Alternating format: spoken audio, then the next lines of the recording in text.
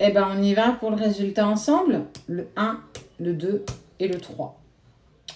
Tu penses fort à la personne de ton cœur et on découvre si lui, il vibre la même chose que toi, s'il a les mêmes envies que toi, ou bien si à un moment donné, tu vas devoir avancer sans cette personne. Eh ben, on y va avec le tas numéro 3. On parle de souplesse, de tendresse, de force, de passé, de message, de communication. C'est plutôt chouette. Je m'élève, je travaille sur moi, je suis connectée à toi.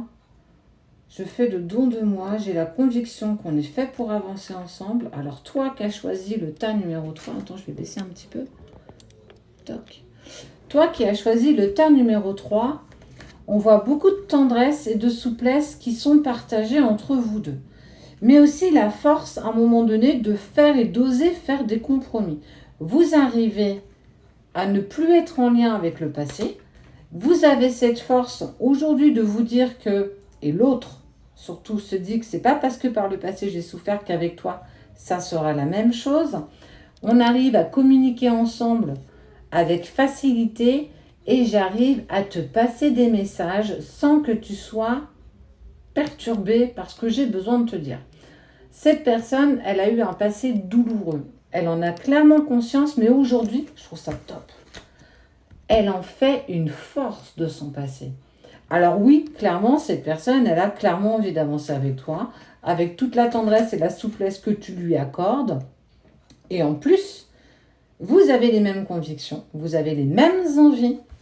Et surtout, il y a la connexion de l'âme.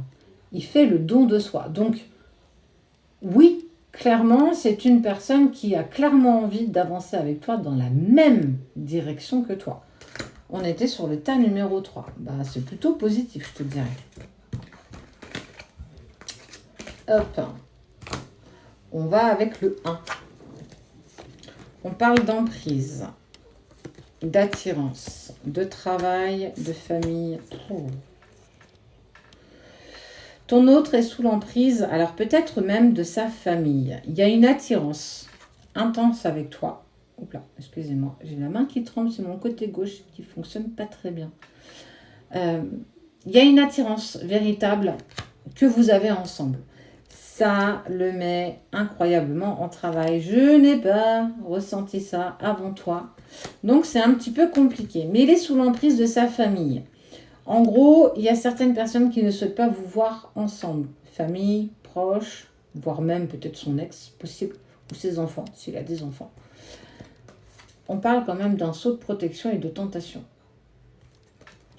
Pourquoi? Je ressens, je crée. Eh ben ouais, je suis connectée. C'est une personne qui a demandé à rencontrer la bonne personne. Au jour d'aujourd'hui, est-ce que cette personne, elle arrive à avancer sereinement avec toi? Pas encore. Dans le sens où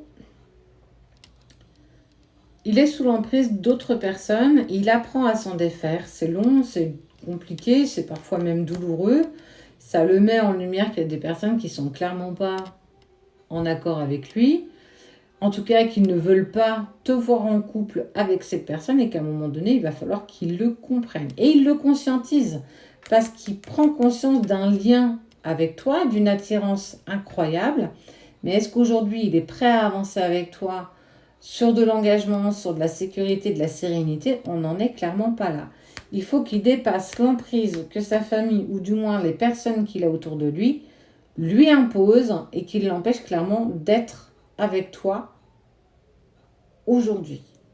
Il a l'intuition, il sait que il te ressent, il sait qu'il y a un truc entre vous, mais est-ce qu'il est capable de le dépasser? Pas encore. Donc, il va falloir qu'il dépasse ça. Maintenant, tout est comme question, c'est est-ce que toi, tu as envie d'attendre ou à un moment donné, tu auras envie d'avancer? Ce qui est sûr, c'est que ça va lui demander encore du temps. C'est pas dans une semaine qu'il va faire les choses. Donc, pour moi, tu as encore les fesses entre deux chaises et si ça prend trop de temps, tu devras prendre la décision d'avancer seul, indépendamment de cette personne. Non pas que vous n'êtes pas fait pour avancer ensemble, mais qu'au jour d'aujourd'hui, il est encore bien trop sous l'emprise d'autres personnes pour avancer. Et on va aller voir le tas numéro 2. Eh ben, soit en séparation, soit en distance, mais ça craint du boudin. On voit qu'il y a eu un arrêt, mais on te demande quand même d'avoir confiance malgré l'arrêt qu'il y a eu. Il y a beaucoup de tristesse, beaucoup d'isolement. Il y a un moment qui est compliqué, hein, véritablement. Mais on te demande de croire. Parce que oui, c'est pas parce que ça s'est terminé avec cette personne que tu ne peux pas croire, ou en tout cas, ce qui est sûr, c'est que il ressent la chance, l'expansion, il a confiance et il réussit. Il y a la réussite ici, il y a la réussite ici, et on parle d'élévation. Plus vous allez vous élever, plus l'autre va s'élever, plus il arrivera vers toi. Alors, on te demande et on lui demande que malgré le fait que ce soit terminé, que vous soyez en séparation, de garder confiance. Alors, c'est bien gentil de garder confiance, mais on ne sait pas véritablement vers quoi. Il va y avoir une tentation d'un retour. Alors, on est sur quelque chose, il faut se l'avouer, de très, très fragile. Ce qui a été cassé a commis un arrêt brutal de votre relation.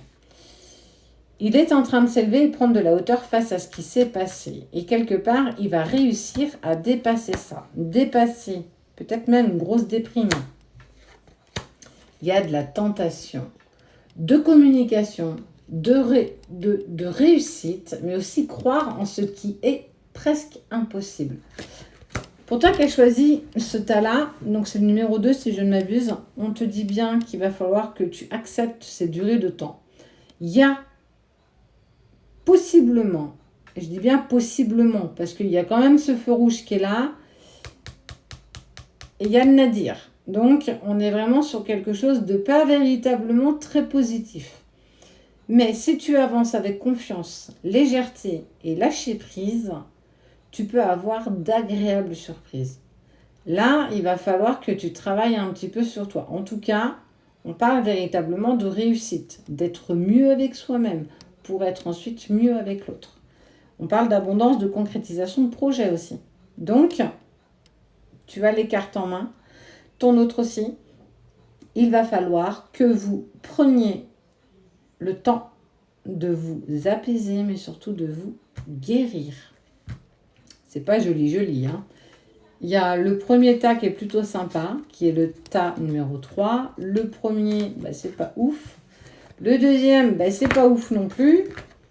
Ça va vous demander encore pas mal de travail. Ça te permet déjà de savoir si la personne de ton cœur, elle vibre comme toi, si elle anticipe les mêmes choses que toi, ou si bien à un moment donné, tu vas devoir avancer seul. Tu as les cartes en main, à toi d'en faire bon usage.